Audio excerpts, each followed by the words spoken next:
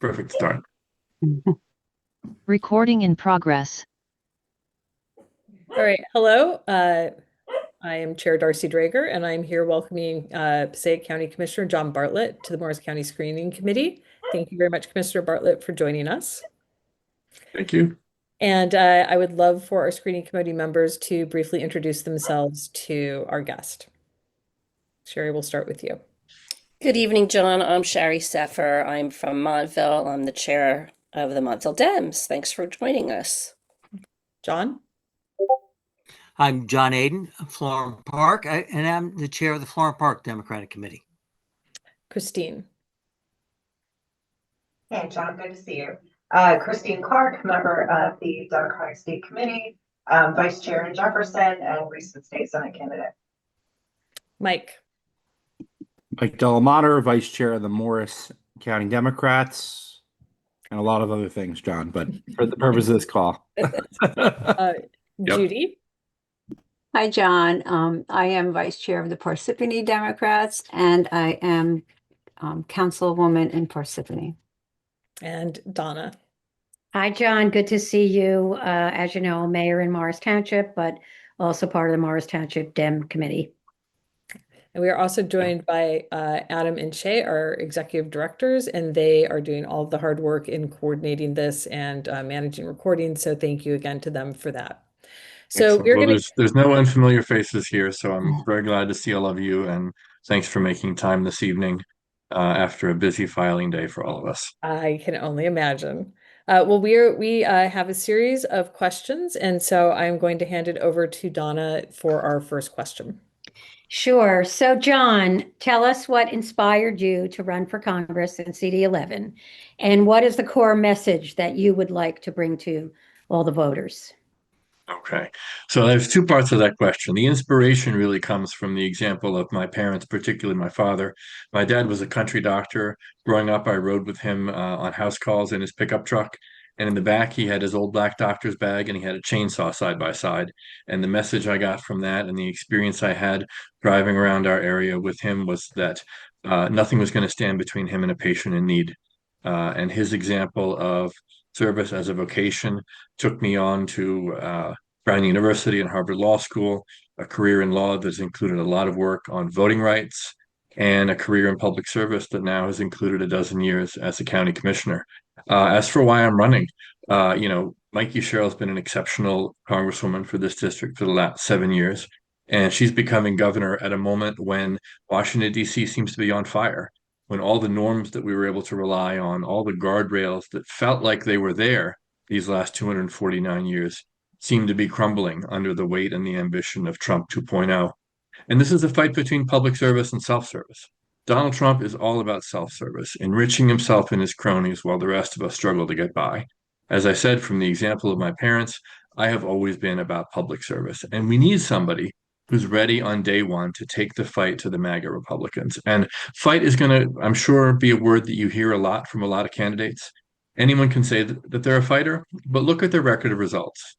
I'm the candidate in this contest who's taken on Donald Trump in the U.S. Supreme Court and won when he tried to weaponize the 2020 census against immigrant communities, who stood up to Chris Christie and won when he tried to delay infrastructure funding for safety improvements to routes 46 and 3 near Montclair State University and for senior services that my constituents needed.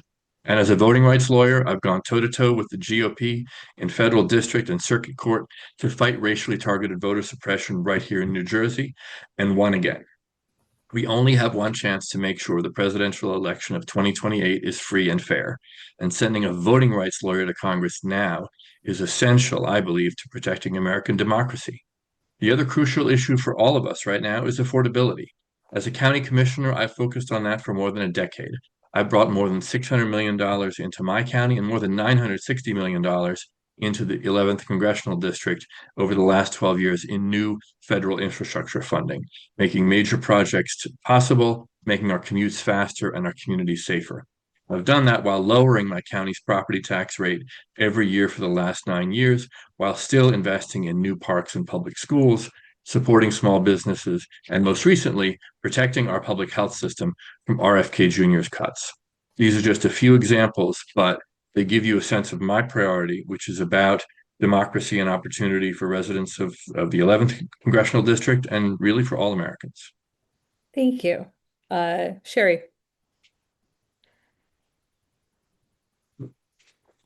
Sherry, you're muted. I didn't want you to hear my dog barking. Sorry. Well, you kind of already hit upon the questions, but I guess we should clarify a little bit further. So in terms of policy priorities and solutions, what are the top 2 or 3 issues you plan to tackle if elected? And what specific solutions would you propose? Please move beyond describing the problems and articulate actionable plans. Great, that's a terrific question. You're exactly right. I sort of hinted at this in my first answer. I think the core issues are affordability and democracy. Affordability obviously is something that we are all dealing with right now. And that's true wherever you find yourself on the economic ladder. We're all feeling the pinch right now. Affordability for me starts right now with the cost of healthcare. And I can focus on lowering costs and expanding opportunities in a lot of different ways. But the core principle is that no one should lose their health care or have their premiums skyrocket because of dysfunction in Washington. That's why I've been an advocate against the big beautiful bill and all those Medicaid cuts in there, because in Passaic County we run a long-term care facility for the elderly and people with disabilities. So I understand the economics of a healthcare system that draws on all those different sources of private pay and Medicare and Medicaid and so forth, and that pulling out that Medicaid piece and undercutting what local governments receive for providing it is going to be a profound problem to a system that we all use. So that's a central issue for me. That's also why I want to advocate a public health care option, which has been discussed, more years ago than recently, but as a way to drive down costs for families and preserve healthcare and particularly preventive care. Again, I learned so much from my father when it comes to his role in the American Public Health Association for many years, working on maternal and child health, working on preventive healthcare, vaccines, other interventions. And again, that's something that we have had to focus on in Passaic County already this year. One of the first pieces of news we got at the beginning of 2025 was that we were going to lose about $650,000 in federal funding for our public health unit. So that's the folks that stood up the first county level COVID testing site, the first county level COVID vaccine mega site for us, and did so much else 5 years ago. We're the health officer for 7 of our 16 towns. And as a result of that loss, that $650 that came out very immediately when RFK Jr. Took up the helm in his department, was something we needed to respond to. And it was either going to require us to cut half of our public health workforce or find other ways to balance the budget with that loss. And we made the decision to leave vacancies elsewhere in county government, positions that are unfilled, and we kept them unfilled so that we can preserve our public health function, because I think it's an essential piece of what county government does and responds to. Now, when it comes to democracy, again, I'm a voting rights lawyer. I have trained hundreds of voting rights lawyers over the last 2 decades to protect people's rights on election day. I've been on the ground in Pennsylvania as part of the Biden-Harris legal team. And right here in New Jersey, you may not know, we're the home of the longest running Voting Rights Act case in US history, DNC versus RNC. I was on the DNC's legal team when the RNC came back at the beginning of the Obama administration and said, "Hey, Your Honor, obviously in the era of President Barack Obama and Attorney General Eric Holder, the days of racially targeted voter suppression are behind us. So come on, let's just get out of this case." And we fought that back. We won in the district court. We won in the Circuit Court of Appeals. And as a result of that, the consent decree stayed in place. That has been very important because in the intervening years, we've seen cases like Shelby County out of the US Supreme Court, where literally the next day, Texas implemented new voter ID and other voting rights restrictions. And now we see states taking advantage of mid-decade redistricting and other misuse of the process. There's another case coming to the Supreme Court right now that I'm very concerned about, the Voting Rights Act.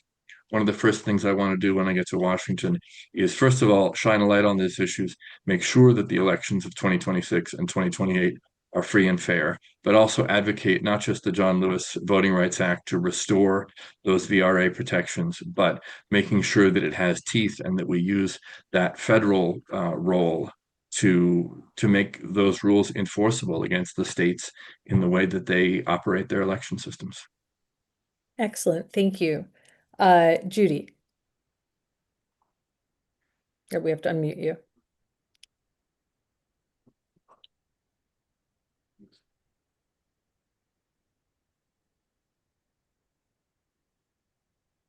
Judy, you're muted.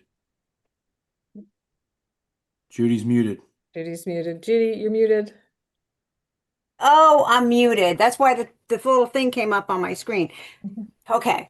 After you told us all about your experiences and what you would do, I am talking about experience and qualifications yet again. So we are going to be talking about how does your background and professional experience prepare you to represent CD11 effectively in Congress. So I feel like you're going to be talking about some of the similar things here, but maybe you could talk about what you see in the next 4 years or the 3 years of Trump, what you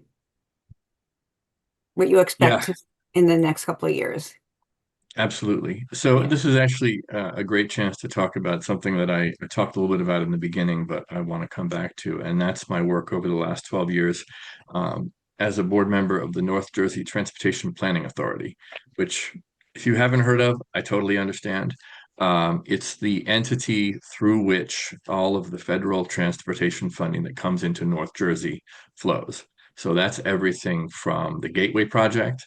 And we once had a special meeting because we had to approve a $7.6 billion amendment to the transportation plan because of funding that our Senate and House delegation were able to access in cooperation with their colleagues in New York.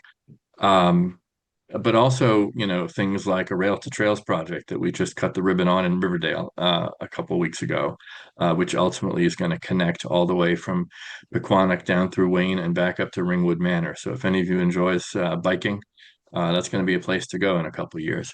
What I've learned through NJTPA is that projects of that size and scale take federal levels of funding. As a county commissioner, I'm responsible for a portion of everybody's property tax bill. I'm proud to say that in most towns and cities in Passaic County, people are paying less in county property taxes than they were in 2018. And part of how we've done that is our conservative budgeting, but part of how we've done that is bringing new resources in from the state and federal government. And NJTPA has really been where I've learned to access those federal transportation funding.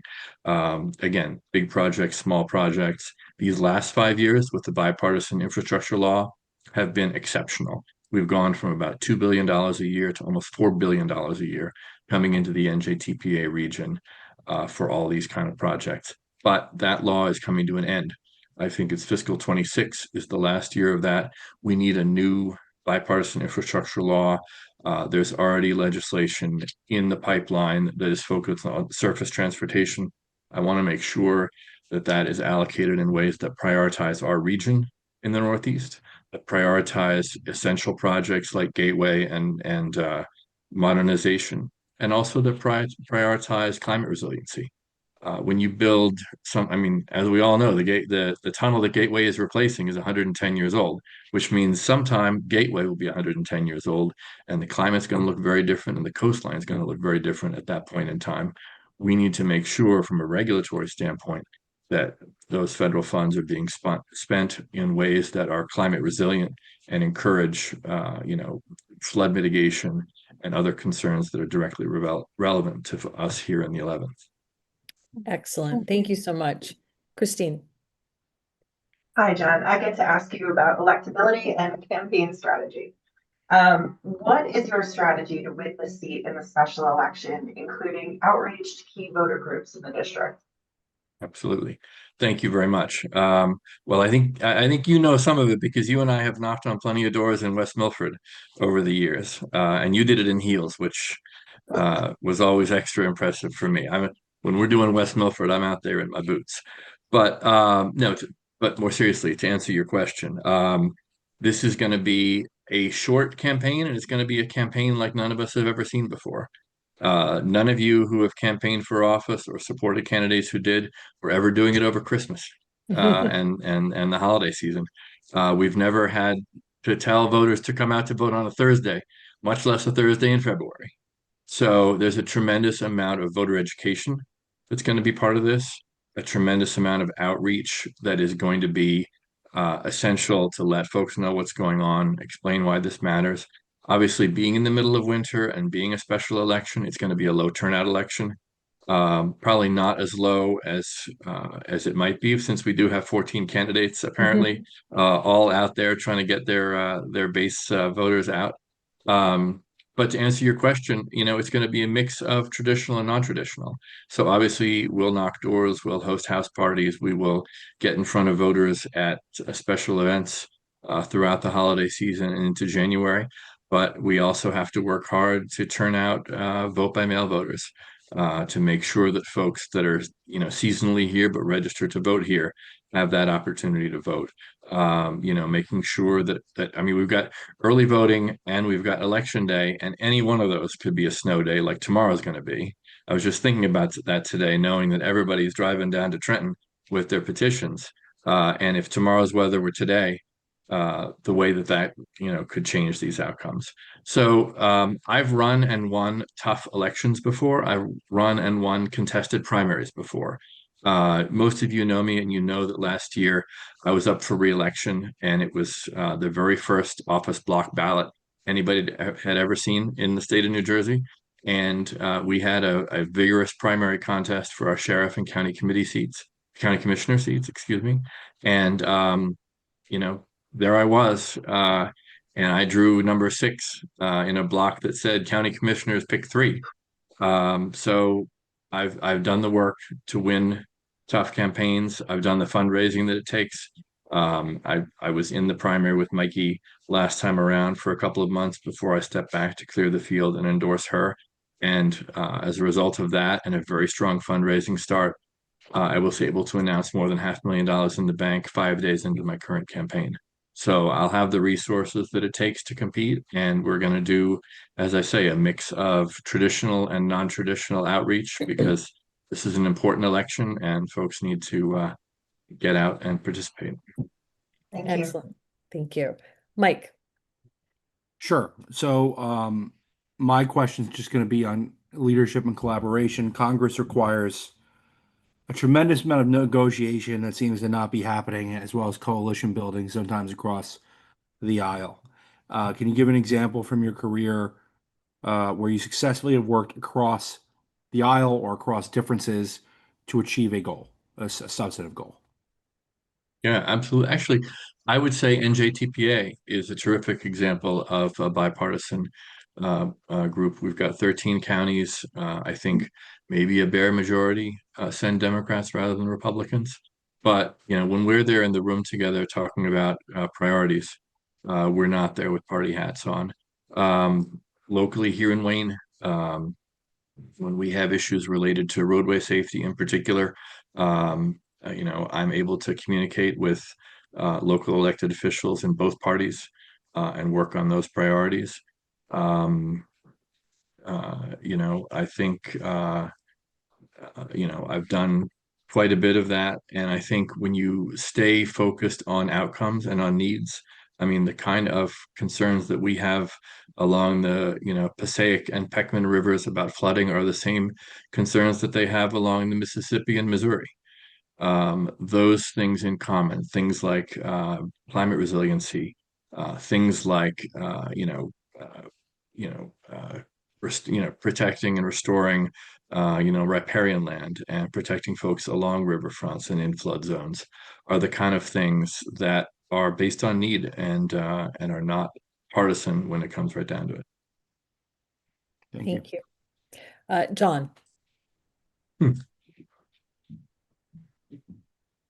Hi, John. My question is about party building. How would you help elect other Democrats get elected locally, statewide, and federal candidates? I appreciate that question, and I would do it the same way I have these last 12 years. I'm a tireless campaigner.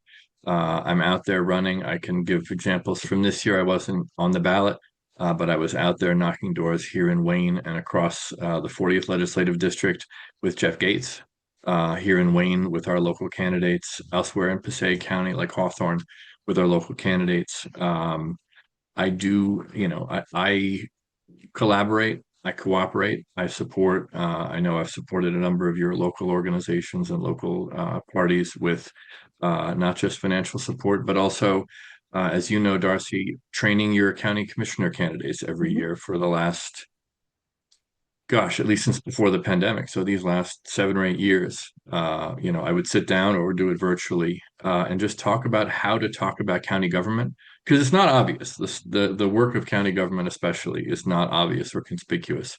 And the chance to sit down with your candidates every year and just talk about how to talk about county government and what the critiques are, even of a Morris County government that is always saying, "Oh, we're not raising your taxes," et cetera, et cetera.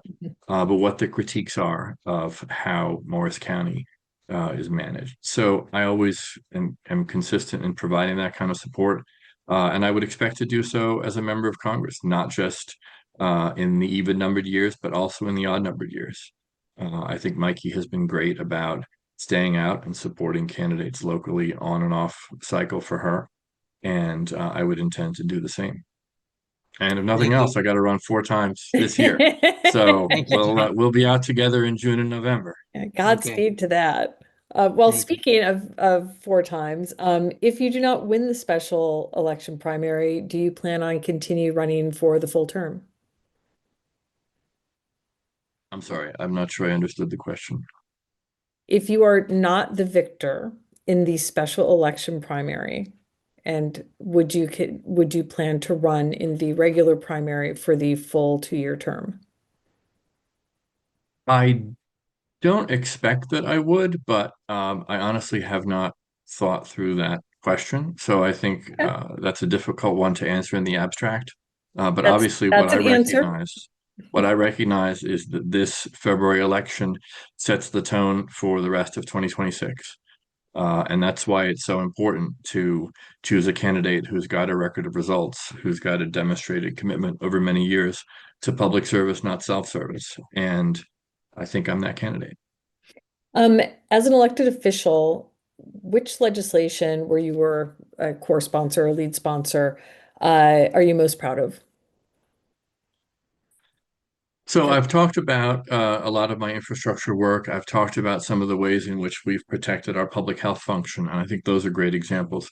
But another one that I would focus on is during the first Trump administration, I think it would have been 2017 or 2018, Passaic County became the first county in the state of New Jersey to adopt a county level fair and welcoming policy so that immigrants, regardless of legal status, knew that if they were interacting with county government, if we didn't have to ask their status, we wouldn't. Obviously, it was the beginning of the Trump administration. We actually, the Passaic County Community College that year experienced for the first time in 50 years a drop in enrollment because of students who didn't want to give their information to the government, which the community college is, in light of the vibe and the threats to immigrant communities coming out of Washington. We adopted a policy to make it very clear if you have a crime that you need to report to the Passaic County Sheriff, if you have a family member who's eligible for services from the Passaic County Board of Social Services, like SNAP and TANF and Medicaid, if you have any other need, if we don't have to ask your status, we won't. If you're coming in for benefits for a member of your family who's qualified, we're not going to ask your status. Obviously, there's a handful of situations like getting a U.S. passport where that doesn't apply. But by making that clear, we let our constituents know, and 1 in 3 of my constituents is an immigrant. So we let those folks know that Passaic County was still going to be a safe place for them to live and work and access services. Excellent. And then one final question before we move on to another area is as county commissioner, as you've mentioned, you have lowered property tax rates for I think 9 straight years, you said, while investing in parks and schools and infrastructure. But given persistent inequality in housing affordability across CD11, how would you plan to translate that local level fiscal restraint into like concrete federal policies to alleviate housing costs, especially in more gentrifying or underserved parts of the district? Yeah. Well, for starters, I would listen to the experts. I'm not going to pretend to be an expert on housing. Obviously, it's something that a lot of our municipalities are talking about right now, and it's very controversial. Mhm. And I think some of that comes from misunderstanding about, affordable housing versus public housing. And I think some of it comes from just the exasperation we all feel with a infrastructure system like our roadways that isn't keeping up with population growth. I think one of the core roles for a federal representative, like a member of Congress, is to find federal resources, make sure that they're directed into the district in the most effective ways, and also work with local governments to make sure that that happens. One of the things that I've discovered being on NJTPA is that a lot of municipalities that have needs that could be served by federal funding don't have the capacity, the folks that can write the proposal or grant effectively, the folks that could administer it and do all the reporting to comply with federal law. So one of the things we've done at NJTPA in the last couple of years is expand our local aid unit to help towns apply for federal funds that they're eligible for, to help them do the reporting that keep those funds flowing. I have a vision of having a member of my congressional staff who is tasked with that. And that's a piece of constituent service too. Obviously, you have constituent service of helping veterans, helping folks get their Social Security check, get answers they need from the government, cut red tape. But I think working with local and county governments is also a form of constituent service. And I would prioritize having someone in my office that can assist with things like grant writing and compliance so that municipalities can access more of those federal resources when they're available, whether it's for housing or any other purpose. Excellent. Thank you, John. Before we move on to our lightning round of final questions, is there anything that any members of the steering committee would like to do a follow-up question for? Any additional questions? Okay, so Mike, you're Sure. on. Okay, this is yes or no, Commissioner. All right. Do you support access? Do you support access to affordable health care for all, including protections for pre-existing conditions? Yes, absolutely. Do you support policies that promote racial, gender, and LGBTQ plus equity? Not only yes, but that's something that I've worked on locally. And for those of you who know my wife, know that that is literally her work. Great. Do you support policies to address climate change and expand clean energy? Yes, Do you support reproductive rights, including women's right to choose? absolutely. Do you support protecting and expanding voting rights? I think we know that one. Yeah, I think I covered that at some point. But yes, absolutely. And that's a top priority for the next 2 years. And lastly, do you support comprehensive immigration reform, including a path to citizenship for undocumented immigrants? Yes, I do. Okay. Excellent. Well, that concludes the questions that we have for you this evening, and we're finishing right on about the 30-minute mark, so that is excellent. Thank you so much for joining us. We are delighted to have you here with us, and we look forward to seeing you around Morris County over the coming weeks at the many meet and greets that I know are scheduled. Yes, you definitely will. And I know that this is being recorded, so I just want to let not only all of you know, but anyone know that if you have questions, send me an email at john@johnbartlett.com or visit johnbartlett.com. I've got a page there with about my record of results, a lot of information about the work that I've done, and information about my vision for this race and for my service in this congressional district. So I Excellent. thank And you all very much for your do you have time. like any other closing remarks, John? Not to put you on the spot, but this is your first interview, and so I suppose that would be a good thing for me to ask, like as we wrap up. I just want, like they always say, I wanted to get the website in there. Yeah. But no, I mean, most of you know me, and I hope at least a lot of the viewers of this video know me. I'm accessible. I'm somebody that, you know, I can't count the number of people who have just reached out to me through my county commissioner office or through my website. And very often it's not me that's helping, but I know who can. And I think those of you who've been in county government know that that's kind of part of the job as well. I had a house of worship reach out with a question about a real estate site issue. I didn't know the answer, but I knew where to find it. I had somebody reach out with a particular need that was, going to be served out of Trenton, and I didn't know the answer, but I knew where to point them to. A lot of what I've done as a county commissioner has been getting that information out. Every April, I do a special program for families affected by autism spectrum disorders, sometimes in partnership with our county surrogate to talk about things like guardianship, sometimes in partnership with our sheriff to talk about the ways in which he has a program for wandering and a program to train his officers on dealing safely with folks on the spectrum. I've kind of done the gamut of these issues that are very public facing. I'm super accessible, and the reason I gave you my email address, and I'll give you my number too, 973-692-8076. Folks should know that that they can reach me with questions, and that's going to continue to be the case when I'm elected to Congress. Great. Thank you so Thank you. much. Thank you, John. Thank you so much for joining us, and have a lovely evening. You too. Thanks, everyone. Take care.